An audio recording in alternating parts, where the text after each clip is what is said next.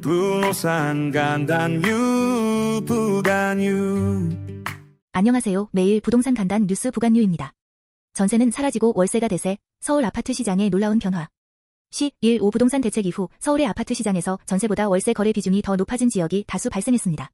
대표적으로 중랑구 63.5%, 구로구 54.8%, 서초구 51.1% 등이 해당합니다. 이들 지역은 실제 월세 계약이 전세 계약보다 더 많이 이뤄졌습니다. 정부 규제와 고금리, 전세보증금 반환 부담 등의 영향으로 세입자들의 월세 선호가 늘어난 것으로 분석됩니다. 집주인들도 월세 선호 현상을 반영해 전세를 월세로 전환하는 사례가 늘고 있습니다. 강북 지역은 고가 월세 부담도 증가하고 있어 서민 주거 부담이 커지고 있습니다. 특히 서울 외곽 및 중저가 지역의 전세 공급 감소와 함께 아파트까지 월세화되는 추세가 뚜렷해지고 있습니다. 과거에는 다세대, 빌라에서 주로 월세 거래가 많았지만 이제는 아파트 시장까지 월세 거래가 보편화되고 있습니다. 특히 주목할 점은 서울의 전역에서 전세의 월세화가 빠르게 진행되고 있으며 이는 세입자의 부담 증가와 더불어 주택시장 구조 변화의 신호로 해석될 수 있다는 것입니다. 서울 규제에 지방이 웃었다. 부산, 울산 집값 왜 다시 오르나? 수도권 규제 강화의 반사이익으로 부산, 울산 등 비수도권 지역 집값이 반등하고 있습니다. 부산 수영구는 7월 이후 아파트값이 1.32% 상승했고 경남 진주 1.29%, 울산 남구 1.27% 또 큰 폭의 상승을 보였습니다. 규제를 받지 않는 지역으로 투자 수요가 몰리고 있다는 분석입니다. 전세 물건 부족으로 실수요자들이 매매로 눈을 돌리는 것도 상승세에 한몫하고 있습니다. 수영구는 전세, 월세 물건이 거의 없을 정도로 귀해져 매매 전환 수요가 늘었습니다. 실제로 수영구의 올해 전세값 상승률은 4.4%로 전국 최고 수준입니다. 일부 단지에서는 거래 가격이 수억 원 상승하며 신고가, 행진도 이어지고 있습니다. 부산 남구 대연동 더비치 포레자이 84평방미터는 14억 3천만 원, 36층에 거래되며 고가 거래를 기록했습니다. 울산 남구 신정동 무공화공원 엘리움젠 84평방미터, 도 11억 3천만 원의 신고가 거래됐습니다. 특히 주목할 점은 수도권과 달리 비규제 지역인 지방이 투자처로 부각되고 있다는 점입니다. 이는 실수요자뿐 아니라 투자자들의 전략 변화로도 해석될 수 있습니다.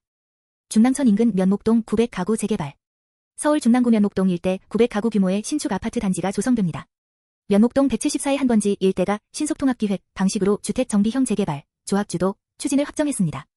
현재 노후 주택 비율이 80%가 넘는 저층 주거지로 최고 35층 규모로 탈바꿈할 예정입니다. 단지 외관에는 텐트형 스카이라인 등 특화 설계가 도입되며 보행 환경도 함께 정비됩니다. 보행자와 차량이 뒤섞인 기존 이면도로를 2에서 5m 도로로 재정비하고 공공시설도 함께 도입됩니다. 면목동 주민센터도 복합청사로 신축되어 지역사회 기능을 강화할 계획입니다. 면목동 외에도 용마터널 인근의 1075가구 공공주택 복합사업도 추진 중입니다. 용마터널 인근의 저층 주거지 중 일부 28동, 6개 동을 재개발해 총 551가구를 공급할 예정이며 2027년 착공을 목표로 하고 있습니다. 이번 재개발은 중랑구의 도시 환경을 획기적으로 개선할 수 있는 기회가 될 것으로 기대되며 주거 환경 개선뿐 아니라 교통, 생활 인프라 확충 효과도 클 것으로 보입니다. 장위뉴타운 공급전쟁, 공공, 민간 둘 다 뛰어들었다. 장위뉴타운 12구역을 중심으로 공공과 민간의 공급 경쟁이 본격화됐습니다. 정부는 도심복합사업 시즌 2부를 통해 용적률을 최대 300%까지 높이고 가구 수도 917가구에서 1457가구로 늘리는 계획을 추진 중입니다. 서울시는 이에 맞서 자체 정비 계획을 내세워 공공주도 사업에 대응하고 있습니다. 장위뉴타운 전체 15개 구역 중 일부는 10년 넘게 정체됐으나 최근 용적률 상향과 규제 완화로 사업이 속도를 내고 있습니다. 장위구 7.1구역은 서울시가 추진하는 민간 재개발 사업지로 규제 완화와 신속통합 기획 등을 통해 속도전을 벌이고 있습니다. 매매가도 크게 올라 프리미엄, 기대감이 높아졌습니다. 실제로 빌라 시세는 최근 1억 원 넘게 뛰었고 전용 84평방미터 신축 분양가는 약 12억에서 13억 원 수준으로 예상됩니다. 비슷한 조건의 신축 아파트가 21억 원에 거래된 사례도 있습니다. 이번 기사는 정부와 서울시가 각각 다른 방식으로 서울 내 공급 확대를 시도하면서 장위뉴타운이 그 격전지가 되고 있다는 점을 보여줍니다. 민간과 공공이 어떤 방식으로 우위를 점할지에 따라 주민들의 선택도 달라질 것으로 보입니다. 입주 2년 지나도 텅텅, 천안 아파트 무슨 일? 건물은 완공됐지만 입주가 2년 넘게 지연 중입니다. 이 편한 세상 천안역은 2023년 4월 준공 승인을 받았지만 1579가구 중 일부 조합원 가구, 약 200여 가구를 제외하고는 미분양 상태입니다. 현재까지 일반 분양이 이루어지지 않아 대규모 단지가 텅 빈 아파트 상태로 방치돼 있습니다. 사업 방식 변경과 조합시공사 간 갈등이 사태의 핵심입니다.